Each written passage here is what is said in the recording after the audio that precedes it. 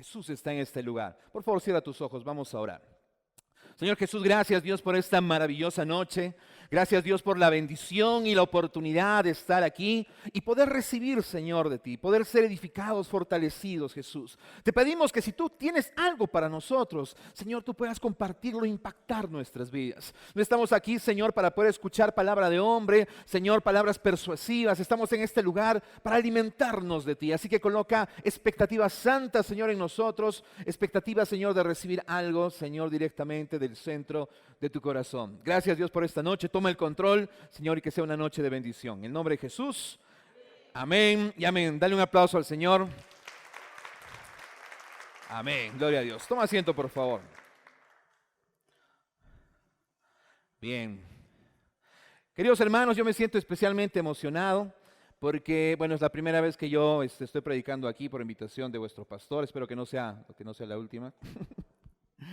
Y me siento emocionado porque especialmente, hermanos, yo estoy vinculado de alguna u otra forma a esta iglesia. Tengo en esta iglesia discípulos que han crecido conmigo, que estuvieron en el Cusco en algún momento, ahora están aquí. Roger es uno de ellos, por ejemplo, alguien que yo amo demasiado. Jonathan Montañez también, ¿no?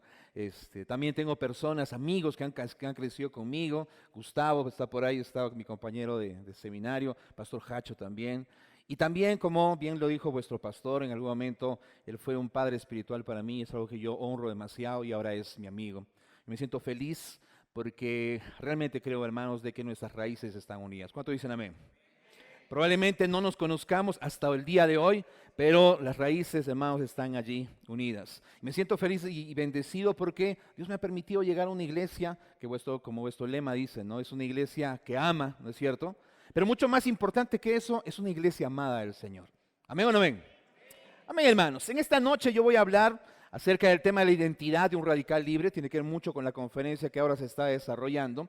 Y a mí me gustaría hablar, hermanos, de algunas marcas que identifican, ¿no?, a un radical libre. Y es que las marcas son importantes. Las marcas evidencian quién es la persona, evidencian a alguien.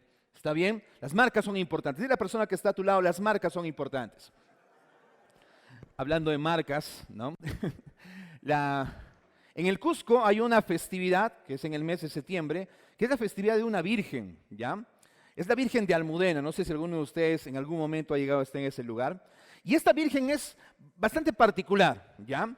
Porque ustedes saben de que toda virgen es, no sé, patrona, ¿no?, de cierto grupo de personas. Pero en el caso de la Virgen de Almudena, es la patrona de un grupo muy particular de personas. Es la patrona de los delincuentes ahí en el Cusco. ¿Ya? Y tú te preguntarás de qué manera es que los delincuentes, los ladrones, ¿no?, la gente mal vivir, recibieron a esta virgen como su virgen. Y es que aconteció algo, hace muchos años atrás, en una procesión de la Virgen de Almudena la estaban sacando, y cuenta la historia que en un accidente, esta virgen, ¿no?, se chocó contra una superficie y quedó marcada acá en la cara. Desde allí, esta virgen, ¿no?, obviamente no la han restaurado, pero los ladrones la identificaron como su virgen. ¿Por qué? ¿Cómo tú identificas a un delincuente? ¿Cómo tú dibujas a un delincuente? Con su marca, ¿no es cierto? Con su chuzo ahí. Entonces esta virgen, hermanos, es la virgen de los ladrones. La han identificado de esa forma. ¿Saben por qué? Porque las marcas determinan quién es una persona. Y en el caso, hermanos, de los radicales libres no es la diferencia. Y es justamente lo que yo quiero hablar en este momento. Algo que a mí me encanta, hermanos, seguramente las personas que más me conocen pueden dar fe del asunto. Yo soy algo que se denominaría como un nerd, ¿ya? Porque yo no soy alguien que sea muy, no sé, que sea muy propicio a actividades físicas. Más me gusta estar en mi casa metido de nariz en algún libro, ¿no?, o escuchando algún podcast de historia. Me encanta la historia. Y algo que yo estoy haciendo últimamente es intentar vincular la historia con el Evangelio. Y es algo, hermanos, que realmente me está trayendo mucha bendición. Yo quiero que tú imagines una escena. Estamos en Varsovia, esto es la capital de Polonia, en el año 1939, en inicios de la Segunda Guerra Mundial. Yo quiero que tú te imagines una situación. De pronto, tú eres un judío allá en Polonia. Tú sabes de que en ese tiempo pues, se persiguió demasiado a los judíos. Y de pronto, en medio de la persecución, en medio de estar buscando a los judíos, encontrándolos en escondites pues, indecibles, de pronto tú estás encargado de poder proteger a un grupo de estos judíos. Te están persiguiendo y te están buscando. Te han identificado como aquella persona que cuida a esos judíos.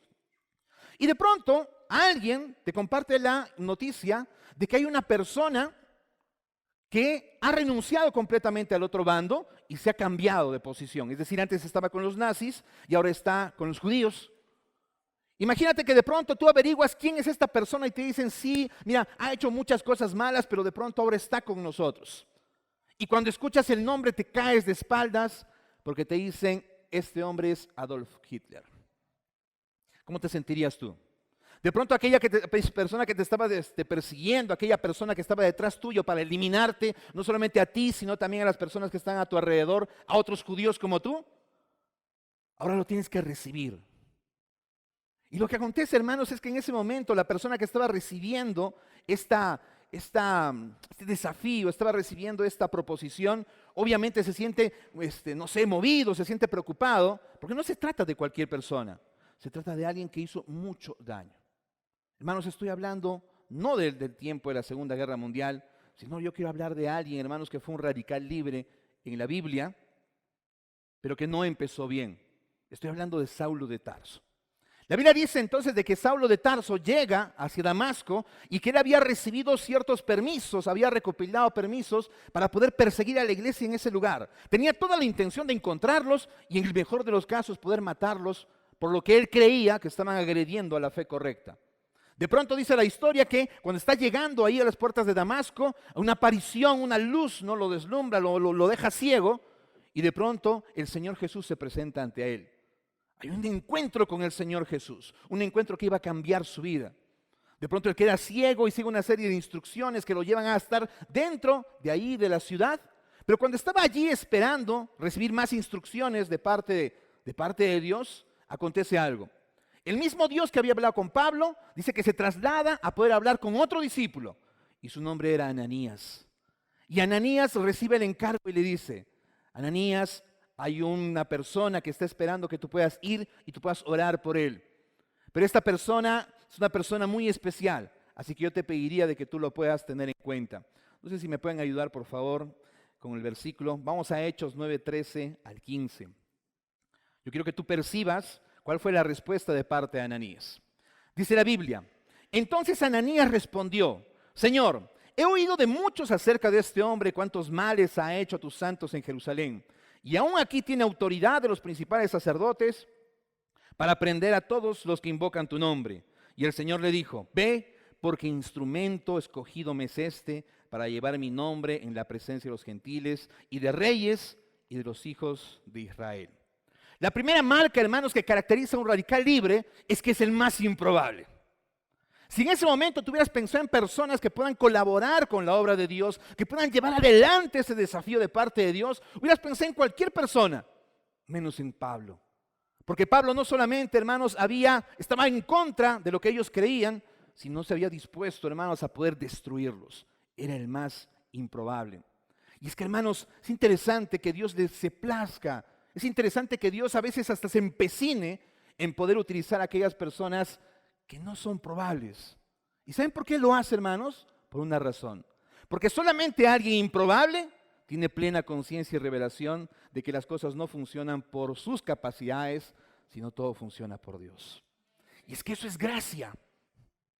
La gracia, hermanos, es llegando hacia nosotros cuando en realidad nosotros no hemos hecho nada para poder merecerlo. Cuando nosotros vemos los criterios en el mundo es totalmente lo contrario. ¿Cuántos han estado en una entrevista de trabajo? Levanten la mano. Complicado, ¿no? Cuando tú vas a la entrevista de trabajo, ¿qué documento tú llevas? ¿Cómo se llama? Tu currículum, ¿no es cierto? ¿Tu currículum qué datos contiene? Claro, tu capacitación, ¿qué más? Tu nombre, por supuesto. Trabajos anteriores, experiencia laboral. Y cuando las personas que están a cargo de esta entrevista ven tus papeles, definitivamente van a escoger a aquellos que estén más capacitados. Pero en el caso de Dios, hermanos, en medio de la iglesia las cosas son totalmente distintas. Y es que Dios se place en poder escoger lo que los demás desprecian. ¿Y sabes por qué? Porque la mirada de Dios es profética. No es una mirada superficial que solamente ve tus errores, que solamente ve tus equivocaciones o tu pasado. Hermanos, la mirada de Dios va mucho más profundo y ve aquello que Dios colocó en tu corazón en un momento. Dios te ve de manera profética. Y eso es lo que aconteció con Saulo de Tarso. Hermanos, era el más improbable, pero de manera increíble, hermanos, en medio de su inutilidad, en medio, hermanos, de sus limitaciones, la gloria de Dios brilló en su vida. Hermanos, cuando el cristiano es atacado por Satanás, a veces utiliza las circunstancias, las crisis, no sé, provoca problemas para estorbar el camino del cristiano. Pero hermanos, nosotros hemos reconocido que más grande es el que está en nosotros que el que está en el mundo. ¿Cuántos dicen amén? Entonces el diablo intenta hacer, no sé, desplegar todas sus estrategias para intentar tumbarte, pero llega un momento en el cual, viendo que no puede hacerlo, cambia de estrategia. ¿Y saben cuál es la estrategia de Satanás? Satanás es astuto. Lo que hace, hermanos, es poder apelar a algo que a veces nosotros permitimos en nuestro corazón. Samuel, ¿puedes pasar acá adelante, por favor? Un aplauso, por favor, para Samuel. Hombre de Dios a punto de casarse. Amén. Yo quiero que presten atención. De pronto Satanás ya no puede ir en contra de él porque él es un hombre de Dios. Amén. Gloria a Dios. Y como no puede atacarlo de manera frontal, él cambia de estrategia. Entonces hace lo siguiente: no puedo atacarlo, entonces voy a acercarme a él y le voy a decir, obviamente no es así como funciona, pero más o menos ustedes van a tener la idea. Y le dice: Samuel, qué gran hombre de Dios eres. Tú no te has dado cuenta, pero cuando tú abres la boca la gente te escucha y cada palabra que sale de tu boca es poderosa. Es tan convincente tu predicación que hasta a veces me convences a mí, el diablo. Casi me conviertes. Mira, ¿para qué? ¿Para qué Pastor Jarocho? ¿Para qué los demás? Tú deberías estar ahí al frente de la iglesia. ¿Qué creen que acontece, hermanos, en el corazón de Samuel? Empieza a inflar su pecho y decir: sí, ¿no? Es verdad. Cuando yo hablo, la gente me escucha, la gente se convierte, la gente es tocada. Hermanos, empieza a acontecer algo. Él empieza a creer que las cosas funcionan por él. Él empieza a creer de que a través de sus habilidades, a través de las cosas que puede hacer para Dios, las cosas empiezan a funcionar. Y de pronto, él se convierte, hermanos, en alguien que no puede ser utilizado por Dios. Hermanos, la primera marca de un radical libre es aquel que entiende que todo funciona por gracia, que todo es un favor inmerecido, que nosotros somos inútiles, pero en medio, hermanos, de nuestras limitaciones, la gloria de Dios, la gracia de Dios brilla. ¿Cuánto dicen amén? Un aplauso para Samuel, por favor, muchas gracias. La palabra de Dios dice en 1 Corintios 1:28, quiero que tú escuches esto, por favor. Y lo vil del mundo y lo menospreciado escogió Dios, y lo que no es, para deshacer lo que es. A veces uno se siente, no sé, se siente confrontado porque le gustaría hacer más cosas para Dios. ¿Cuántos sueñan en Dios? Diga amén. ¿Cuántos quieren hacer cosas para Dios? Diga amén. Pero cuando tú empiezas a hacerlo y te das cuenta de que tienes limitaciones, de que tienes temores, de que tienes dudas, empiezas a colocar tu mirada en ti, entonces Satanás utiliza ese tipo de circunstancias para poder estorbar tu camino. Pero más es interesante cómo las cosas cambian desde la perspectiva de Dios. ¿Cuántos son débiles en este lugar? Diga amén y reconózcalo. ¿Saben qué dice Dios acerca de nuestra debilidad? Hermanos, es increíble. Dice de que en medio de nuestra debilidad, la gracia de Dios brilla con mucha más fuerza. ¿Cuántos dan gloria a Dios por eso? Hermanos, a veces nosotros olvidamos, ¿no?, lo inútiles que somos. Pero a mí me place, hermanos, poder entender lo que está en el corazón de Dios. Hace unos días fue el cumpleaños unas semanas fue el cumpleaños de mi esposa. Yo recuerdo que mi hijo tiene 6 años, lo involucré y le dije: ¿sabes qué? En esta oportunidad vamos a organizar el cumpleaños de tu mamá.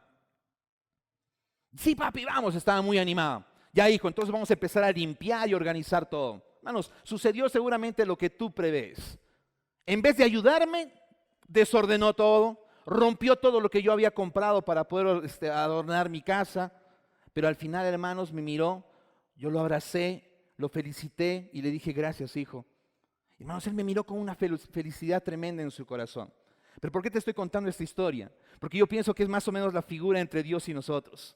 Nosotros involucrándonos torpemente, queriendo vivir la vida cristiana, y de pronto viene Dios, ordena todo lo que tiene que ordenarse, y simplemente, hermanos, nos abraza con una mirada de amor. Esa es la experiencia con Dios. No tienes que tú forzar o pretender de que las cosas acontezcan. La gracia de Dios te respalda. Amén. Amén. Entonces la primera marca, hermanos, es justamente esa, de que Dios utiliza a los improbables. La segunda marca, hermanos, de un radical libre es que este radical libre tiene que tener revelación del cuerpo de Cristo. Repite conmigo, revelación del cuerpo de Cristo. Eso es muy complicado. ¿Saben por qué? Porque normalmente, hermanos, el mundo nos ha enseñado a que nosotros tenemos que valernos por nosotros mismos. Es decir, tú no necesitas de la gente que está a tu lado. Es más, tú puedes hasta utilizarlos, pero no puedes tú contar con los demás. Pero hermanos, en la iglesia es totalmente lo contrario. En la iglesia tú tienes que estar insertado en el cuerpo de Cristo. Yo creo que mires a la persona de tu lado, míralo por favor, izquierda, derecha. Mira atrás, por favor, si es que puedes hacerlo. Y dile, por favor, a quien esté a tu lado, dile, yo te necesito. Pero tú también me necesitas, dile. Hermanos, a veces es complicado porque la gente piensa que para poder estar juntos como iglesia tenemos que pensar igual. Tenemos que tener los mismos criterios, la misma forma de ver la vida. Pero hermanos, eso no es lo que nos une. Lo que nos une, hermanos, es un solo nombre y ese nombre es Cristo. Eso es lo que te mantiene unido. No hay forma de poder vivir la iglesia separados los unos de los otros. Yo declaro en el nombre de Jesús de que Dios está colocando sueños, proyectos, anhelos en tu corazón para esta iglesia. Hermanos, esta iglesia va a crecer de manera sobrenatural. ¿Cuánto dicen amén? Pero no puedes hacerlo solo. ¿Y sabes por qué? Porque Dios en este tiempo no ha venido a usar caudillos, no ha venido a usar personas, no sé, especiales. En este tiempo Dios ha venido a utilizar un cuerpo, a una iglesia. Todo es posible, hermanos, cuando estamos juntos. ¿Acaso no así usa la característica de la iglesia primitiva? Cuando tú lees Hechos de los Apóstoles es exactamente lo que acontecía. Una iglesia que caminaba unida. Probablemente, hermanos, eran diferentes en muchos aspectos, culturales, no sé, diferentes cosas. Pero algo, hermanos, permitía de que ellos estén unidos. Y esa unidad fue la que provocó, hermanos, lo que provocó el primer gran avivamiento en ese momento. Entonces, una característica, hermanos, de la iglesia o de un radical libre es que tiene que caminar vinculado con otras personas. No puedes caminar solo. En la iglesia, hermanos, no existen los llaneros solitarios. En la iglesia, hermanos, tienes que estar vinculado. Amén. Quiero que me ayuden, por favor, con un versículo. Vamos al Salmo 133, versículo 1. ¿Cuántos han cenado ya? Levanten la mano. Casi nadie. Entonces, ¿cuántos tienen hambre? Levanten la mano. ¿Qué pasaría si de pronto yo te empiezo a describir un pollito a la brasa, con sus papitas crocantes, ¿no? O una pizza, ¿no? Fabulosa. Eso provoca hambre en ti, ¿no? De pronto se te empieza a hacer agua a la boca. Pero yo quiero mostrarte algo mucho más delicioso que lo que tú puedes imaginar. La Biblia dice, hermanos, lo siguiente en el Salmo 133. Mirad cuán bueno, repite conmigo, cuán bueno y delicioso. Interesante cómo la Biblia utiliza dos términos, bueno y delicioso. ¿A qué se estará refiriendo? ¿A comida? ¿A una pizza? No, hermanos. Dice, cuán bueno y cuán delicioso es habitar los hermanos juntos en armonía. ¿Te das cuenta entonces cómo Dios soñó a la iglesia? Dios soñó, hermanos, a la iglesia como una unidad, como una comunidad en la cual nosotros estamos vinculados los unos a los otros. No tienes que pelear tus batallas solo. La bendición, hermanos, es que en medio de la iglesia nosotros sobrellevamos nuestras cargas los unos a los otros. Entonces, si tu hermano está débil, entonces tú agarras y lo ayudas. Entonces, si te sientes solo y te sientes débil, viene alguien entonces que te encoraja y te permite seguir adelante. Eso es iglesia. Que Dios pueda colocar entonces expectativas en tu corazón de que eso acontezca. Hermanos, no siempre las cosas van a caminar bien en medio de la iglesia. Toda convivencia es complicada. Los matrimonios que están aquí seguramente pueden dar fe de eso. Y en medio de la iglesia, amén. No te lo reveló carne ni sangre, dice el hermano. Toda convivencia es complicada. ¿Saben? El otro día estaba leyendo un artículo y decía que había una investigación que decía lo siguiente. De 10 personas que te conocen, 2 personas no te soportan. 4 de ellas te tragan o te mastican, pero no te tragan. Y las otras 4 personas sí les caes bien. Eso dice una investigación. Entonces toda convivencia es complicada. Pero hermanos, nosotros no tenemos que buscar siempre estar de acuerdo con la persona que está a tu lado, sino entender de que todos tenemos un solo propósito. Todos tenemos una sola meta, y esa meta es Cristo. Amén. Entonces la segunda marca, hermanos, de un radical libre es que entiende y tiene revelación de lo que significa el cuerpo de Cristo. Amén. Muy bien, vamos a correr, no tenemos mucho tiempo. La tercera marca de un radical libre, hermanos, es que vive una vida de cruz. Repite conmigo, vida de cruz. Mateo capítulo 16, verso 24 dice lo siguiente. Entonces Jesús dijo a sus discípulos, si alguno quiere venir en pos de mí, niéguese a sí mismo, tome su cruz y sígame. ¿Cuántos quieren ser discípulos de Jesús? Entonces hay algo que el Señor exige de nosotros. Él dice, si alguno quiere venir en pos de mí, niéguese a sí mismo, tome su cruz y sígame. ¿Sabes qué? La muerte en medio de nuestra vida cristiana es algo necesario, es algo innegociable. Pero cuando tú piensas en muerte, piensas obviamente en algo negativo. Pero eso es lo curioso, hermanos, en Dios. Porque en Dios, hermanos, todo cambia. Y para que haya vida, es necesario muerte. ¿Recuerdan ustedes ese pasaje? Es necesario que el grano, ¿no?, muera. ¿Para qué? Para que genere vida, para que engendre vida. Pero ¿por qué, hermanos, este tema de la muerte? Yo creo que ustedes recuerdan un poquito lo que acontecía en el Antiguo Testamento. Dice la Biblia en el Antiguo Testamento que en el templo o en el tabernáculo se ofrecían sacrificios. Y había dentro de las muchas celebraciones y actividades un día especial que hasta ahora se celebra, no de manera completa porque ya no existe el templo, pero que se llamaba el Yom Kippur. En ese día en especial se ofrecía un sacrificio por toda la nación. Era el sumo sacerdote quien lo ofrecía. De pronto sacrificaban al animal y la sangre de ese animal era llevado al interior del templo, al lugar más sagrado, que era el lugar santísimo. En ese lugar santísimo solamente existía un objeto, era el arca de la alianza.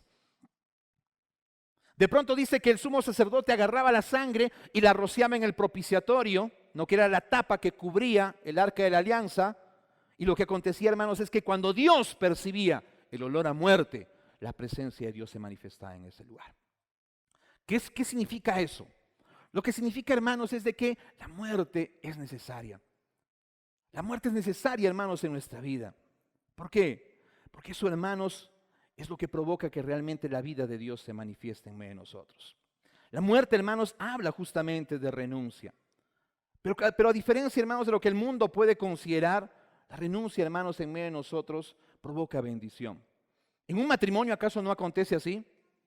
Cuando tú te dispones a poder morir a ti mismo para poder bendecir a quien está a tu lado, eso es lo que provoca crecimiento en tu matrimonio. Todo lo contrario, cuando en un matrimonio cada uno está peleando desde su trinchera, intentando reivindicar sus derechos, eso no genera vida. Lo mismo acontece en medio de la iglesia.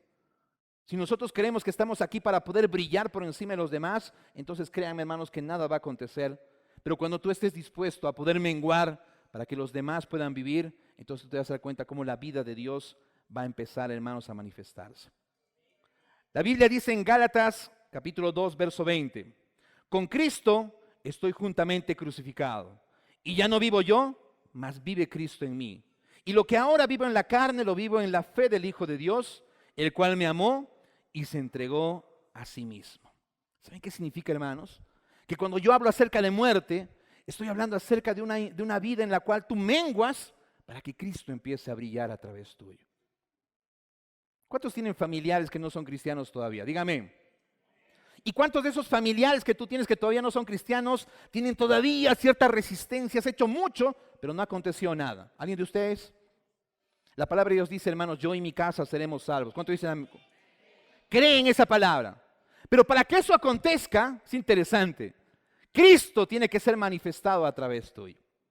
Probablemente esa gente, no solamente tu familia, sino también tus amigos, nunca vengan acá, o por lo menos ahora, o nunca tengan, hermanos, acceso a lo que la palabra de Dios dice. Entonces muy probablemente tú seas la Biblia que esa gente vaya a leer.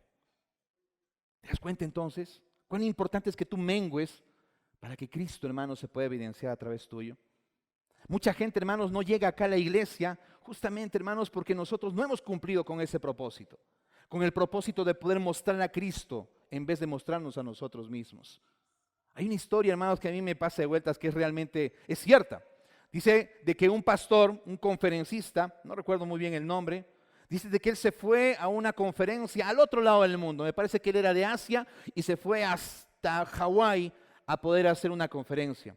Por el cambio de horario, dice que llegó, ¿no? Llegó en la tarde, pero para él, hermanos, su cuerpo, ¿no? Su reloj biológico estaba completamente despierto. Así que cuando eran las 12 de la noche, 1 de la mañana, él empezó a tener hambre ahí en la habitación. Y a la 1 de la mañana no había servicio a la habitación, así que él decidió salir a poder buscar algo a la calle. Interesante porque la historia dice que empezó a caminar al fondo de una calle, vio una luz que estaba prendida, se acercó y efectivamente era un restaurante. La historia cuenta de que cuando ingresó a ese restaurante, era un restaurante que abría toda la noche, pero la clientela que tenía a esa hora, no necesariamente una clientela que cualquier restaurante puede tener. La historia cuenta, hermanos, de que cuando él ingresó, estaba completamente vacío el lugar, pidió algo de comer ahí en la barra de ese restaurante, y mientras que él estaba comiendo, un grupo de mujeres irrumpió en el lugar y empezó a hacer escándalo. Era un grupo de prostitutas que había culminado con su trabajo y estaban entrando a comer a ese lugar. Es un pastor, nadie sabía obviamente que era un pastor, pero estaba rodeado de prostitutas.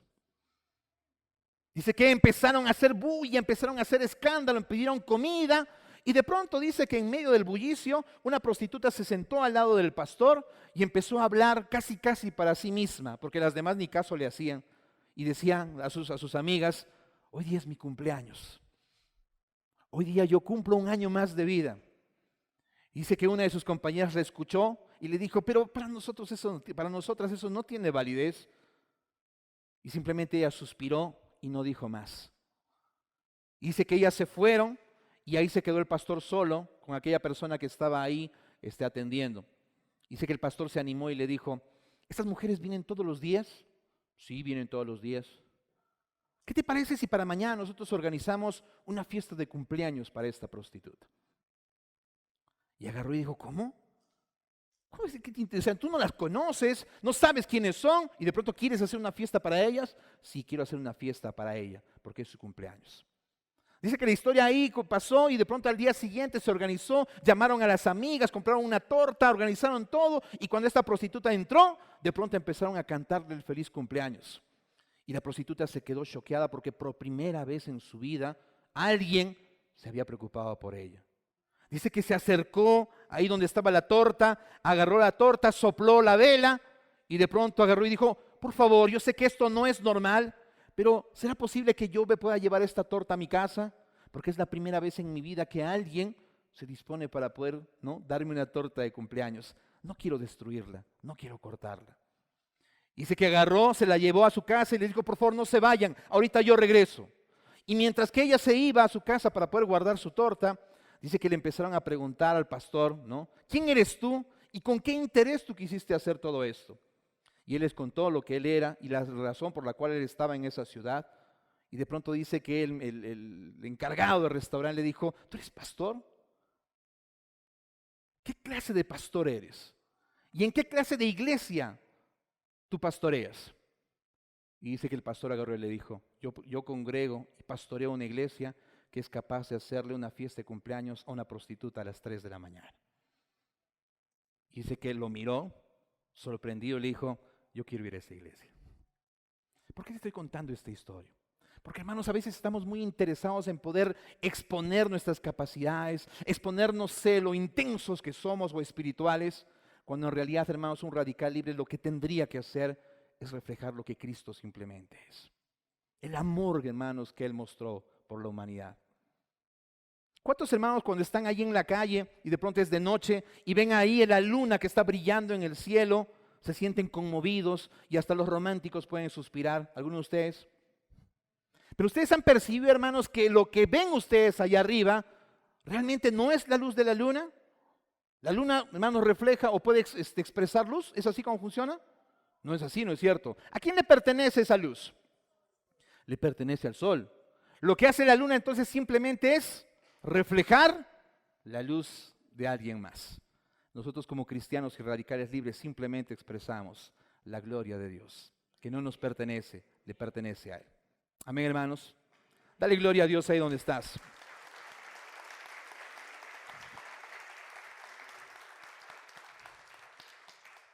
Ya voy terminando. Hay una cuarta marca de todo radical libre y esta es la santidad. Repite conmigo, santidad. 1 Corintios 1:2 dice lo siguiente. Y la iglesia de Dios que está en Corinto los santificados en Cristo Jesús, llamados a ser santos, con todos los que en cualquier lugar invocan el nombre de nuestro Señor Jesucristo, Señor de ellos y nuestro. Persigue lo que está diciendo acá la Biblia. Primero, voy a hablarte un poquito acerca de la iglesia en Corinto. ¿Cuántos quieren ser pastores? Dígame. Si tú quisieras ser pastor, no quisieras ser pastor de esta iglesia en Corinto. Porque es una iglesia sumamente problemática. Dice la Biblia, hermanos, que se producían pecados en medio de la iglesia que ni siquiera se hacían fuera de la iglesia. Imagínate. A ese punto, hermanos, de caos estaba la iglesia en Corinto. Pero sin embargo, el apóstol Pablo, cuando habla con esta iglesia, le comparte esta epístola, les dice lo siguiente: a la iglesia de Dios que está en Corinto, a los santificados en Cristo Jesús. ¿Cuántos santificados hay en este lugar? Dígame. A través, hermanos, de la obra de Cristo en tu vida, tú has sido santificado. Repite conmigo: yo soy santo. Esa es una experiencia que tú tienes. Pero es interesante cómo el apóstol Pablo habla de otro aspecto y dice, llamados a ser santos. ¿Cómo es este asunto? Es que es lo mismo, no es lo mismo, perdón, ser santificado que ser llamado a ser santo. En realidad no.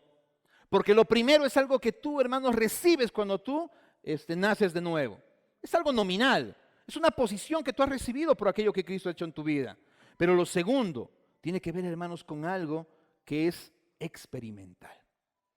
Tú eres santo en Cristo Jesús, pero también eres llamado a ser santo.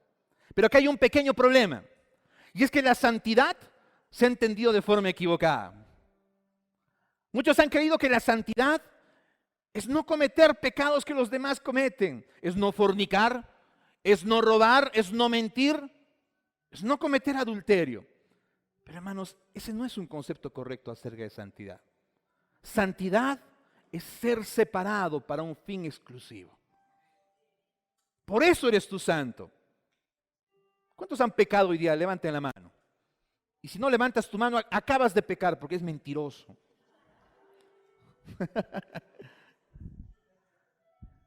Tu santidad no está condicionada por aquello que haces o dejas de hacer. Tu santidad es aquello que has recibido como un favor inmerecido en tu vida. ¿Saben qué experiencia, hermanos, a mí me pasa de vueltas en la Biblia? La palabra de Dios dice de que Moisés, cuando fue llamado, él tenía ahí ya 80 años y estaba frente a la zarza. Dice que él se acercó porque era algo que no era común. ¿Y qué estaba aconteciendo con la zarza? Estaba completamente encendida. Y dice la Biblia que cuando él se acercó, oyó una voz de parte de Dios que le dijo: Moisés, detente, sácate las sandalias que están ahí en tus pies. ¿Por qué? Porque el suelo que tú estás pisando es santo. Dos cosas. Ese lugar no tenía absolutamente nada digamos, de bueno. Era el desierto, un lugar árido, sin vida. No darías absolutamente nada por ese lugar. La zarza es un arbusto que no tiene ningún tipo de valor. Tú no colocarías una mata así de zarza en tu sala, porque es horrible. Pero dice la Biblia que cuando Moisés se estaba acercando, Dios le dijo que ese lugar era santo. La santidad no estaba condicionada por las características del suelo o por lo maravilloso de la zarza, sino por quién estaba en ese lugar. Tú eres santo, no por lo que tú estás haciendo o lo que dejes de hacer. Tú eres santo porque Cristo está en ti. Cuando tú entiendes eso es maravilloso, porque un peso de encima se te cae. Porque antes tú estabas intentando llevar tu vida de santidad en tus fuerzas. Y de pronto tú estabas completamente frustrado porque te das cuenta de que no podías hacerlo. Pero cuando entiendes que tú eres santo porque Cristo habita en ti y te santifica, entonces puedes vivir una vida completamente distinta. Entonces la marca, hermanos, de un radical libre es la santidad. Esa santidad que tú has recibido de parte de Dios. Pero ¿cómo puedo vivir una vida santa? Hermanos, yo podría darte una lista interminable de cosas que tienes o no tienes que hacer, pero no tendría sentido. Entonces, ¿qué necesitamos hacer? 1 Corintios capítulo 10, verso 31 dice lo siguiente: si pues coméis o bebéis o hacéis otra cosa, hacedlo todo para la gloria de Dios. Este es el camino. Entonces tú vas a llevar tu santidad mucho más allá de las puertas de esta iglesia y tú vas a ser santo ahí en tu hogar, en tus estudios y en todo lo que tú hagas. Si tú estás estudiando, permite que Dios pueda brillar a través de lo que tú estás haciendo. Si tú tienes una familia, preocúpate porque Dios pueda brillar a través de tu vida con tu familia. Es así como tú expresas tu santidad. Y solamente para finalizar, hermanos, la quinta marca de un radical libre es la unción. Repite conmigo, unción. Yo quiero decirte una mala noticia. Que la comisión que nosotros hemos recibido de parte de Dios es imposible, no se puede hacer. Mucho menos nosotros, porque no tenemos la capacidad para poder llevarla adelante. Pero frente a esta mala noticia hay una noticia increíblemente buena. Y es el hecho de que esto no se va a hacer a través tuyo, sino es a través del elemento Dios en tu vida. Esa es la unción. La unción te lleva a hacer posible aquello que es imposible. La unción te lleva a poder prosperar en todo lo que tú hagas. Si tú predicas, es la unción quien te da autoridad y respaldo. Es la unción que te permite tocarle los corazones de las personas que están a tu alrededor. Un escritor cristiano decía lo siguiente, que la unción es como un perfume. ¿Cuántos han olido personas que no se colocan perfume, se bañan en perfume? ¿Han percibido alguna vez? Tú los hueles y notas que están llegando antes que volteen la esquina. Es así, ¿no? Es interesante, hermanos. Muchos dicen de que la unción es como un perfume, pero es el perfume de Dios. El perfume te hace oler bien para las personas que están a tu alrededor. Esa es la primera función de la unción.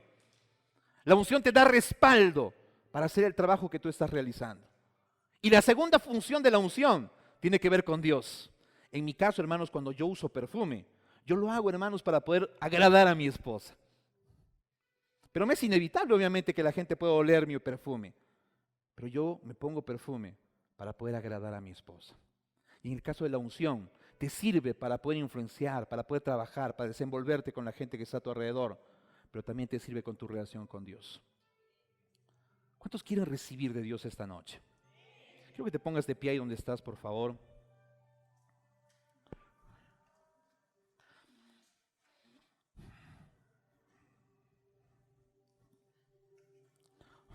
Cuando yo llegué a la iglesia, dentro de las muchas cosas que yo pude percibir, a mí me gustó, por ejemplo, algunas cosas que se hacían. Me encantó, por ejemplo, el asunto de la mano radical, ¿no? Que obviamente habla acerca de los radicales libres. Pero yo quiero decirte algo. El tema, hermanos, de ser radical libre no tiene que ver simplemente con una moda, con algo que es atrayente a los ojos. El ser radical libre es un estilo de vida. Tiene que ver con todo aquello que tú haces en tu día a día. Ese es el desafío de Dios para ti. Si quieres recibir entonces y entender qué es lo que es un radical libre, entonces permite que Dios te lo pueda explicar. Cierra tus ojos ahí donde estás, por favor.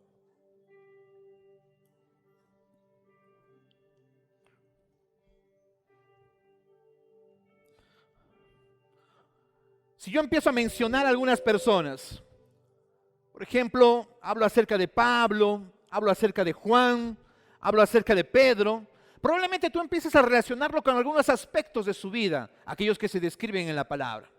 Pero cuando yo te hablo especialmente acerca de Pedro, ¿qué es lo que tú recuerdas de Pedro? No abras los ojos, por favor, manténlos ahí cerrados. ¿Qué es lo que recuerdas acerca de Pedro? Lo que recuerdas acerca de Pedro es aquellas cosas negativas que él hizo. Por ejemplo, la oportunidad donde él negó al Señor Jesús. De manera miserable, dice la Biblia, de que él negó al Señor Jesús después de inclusive haberle prometido que no lo iba a hacer. De manera cobarde, entonces él hizo aquello que había prometido que no iba a hacer. Pero es interesante, hermanos. La Biblia dice que cuando él recibe, él es lleno del Espíritu Santo, todo cambia. La Biblia dice, hermanos, que en su primera prédica, él convirtió 3,000 personas. Estamos hablando acerca del mismo Pedro. Del mismo Pedro que en algún momento negó al Señor Jesús y que después de ser lleno de parte de Dios, con toda valentía, coraje y vehemencia, convirtió a 3,000 personas. La diferencia, hermanos, radicó en la unción de parte de Dios. Tú te puedes capacitar, podemos esforzarnos por hacer cosas maravillosas para Dios, pero aquello que va a hacer funcionar todo, aquello que va a mover todo, aquello que va a permitir que nosotros experimentemos un mover sobrenatural en este lugar, es el factor Dios, la unción de parte de Dios. Permite entonces que esta noche Dios te pueda marcar, que Él te pueda sellar y te pueda capacitar para hacer aquello que es imposible, para romper con aquellas imposibilidades que antes evitaban de que tú sueñes, que empieces a esperar algo bueno y grande de parte de Dios. El desafío de Dios esta noche es sueña y sueña en grande. No permitas que nada limite tus sueños, sueña en grande y permíteme que yo te pueda dar lo que tú necesitas. Si tú has percibido de que esta palabra es para ti, entonces yo quiero pedirte algo. Levanta tus manos al cielo, por favor. Cuando tú levantas tus manos al cielo, le estás diciendo, Señor, esto no depende de mí. Esto, Señor, depende solamente de ti. Cuando tú levantas tus manos al cielo, tú le estás diciendo a Dios, Señor, yo dependo de ti. Tú le estás diciendo, Jesús, yo necesito de ti. Permite entonces que Dios pueda derramar sobre ti su unción. Dile al Señor, Señor, si estoy en este lugar, si tú moviste, Señor, circunstancias y aún colocaste una inquietud en mi corazón, Señor, yo quiero recibir de ti en esta noche. Si tú realmente crees en lo que la Biblia dice, entonces pídeselo y dile, Señor, yo quiero ser lleno. Vamos, abre tu boca. Hay momentos para susurrar, pero hay momentos para declarar. Hay momentos para abrir tu boca y declarar aquello que Dios ha separado para ti. Vamos, dile, Jesús, Señor, lléname. Vamos, dile, Señor, yo necesito, Señor, recibir de ti. Vamos, no te quedes callado. Abre tu boca y dile, Señor, yo quiero, Dios, de ti. Jesús. Porque realmente, Dios, lo creemos.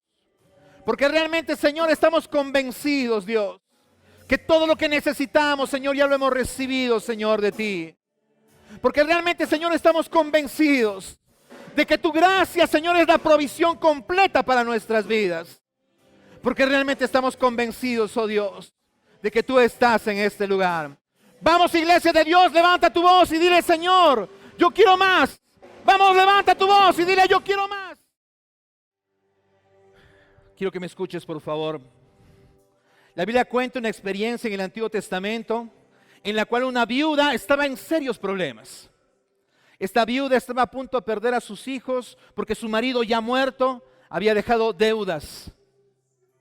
Y en ese tiempo una deuda tenía que pagarse. Y si no tenías dinero para hacerlo, tenías que pagarlo inclusive con la vida tuya o la vida de tu familia. Así que esta viuda estaba en problemas.